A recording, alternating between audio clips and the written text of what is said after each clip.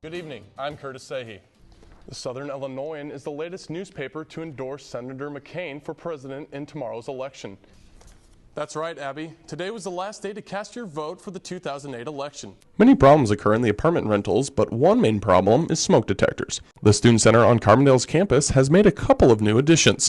The president of Northern Illinois University dropped the idea of tearing down the building where 5 students were killed in February. A flag-waving gunman forced a stretch of Southern California highway to close this morning.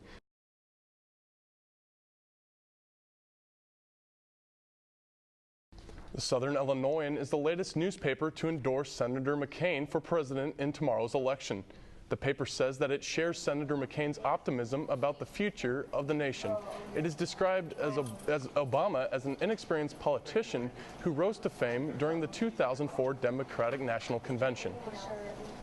The president of Northern Illinois University dropped the idea of tearing down the building where 5 students were killed in February. A survey of the university community showed overwhelming support to keep the original building. Officials now want input on 3 options for renovating the building to honor the slain students. A flag-waving gunman forced a stretch of Southern California highway to close this morning. Police say the man was wearing a ski mask and brown fatigues. He was waving an American flag in one hand and a handgun in the other. No shots were fired. The freeway was shut down in both directions since shortly after dispatchers got the initial call around 7 in the morning. He later surrendered to police without incident.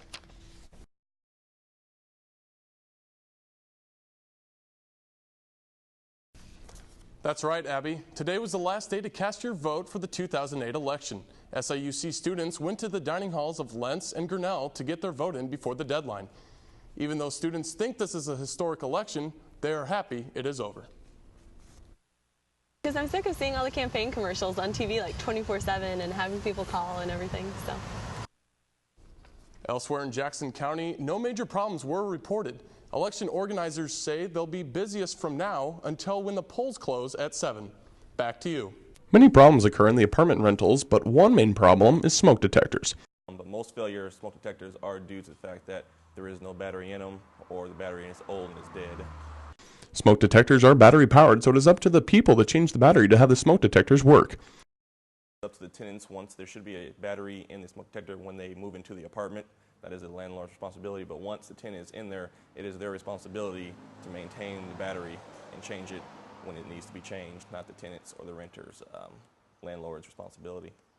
City inspection records for Brookside Manor, an apartment complex in Carbondale, had 28 smoke detectors inoperable or no battery in them, and there were 12 in Lewis Park apartments.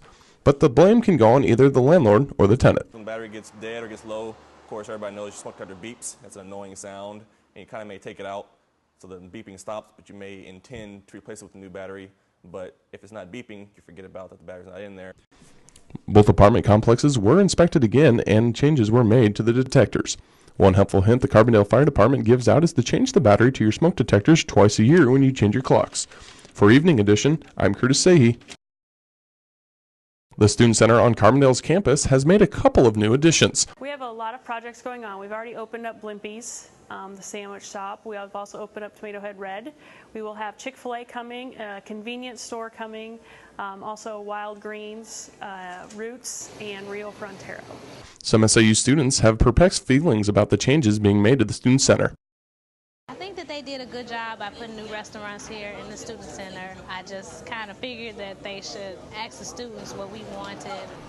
The Student Center and Chartwell invested a total of $1.1 million towards refurbishing the facility. At SIU Student Center, Curtis Sahi, Evening Edition.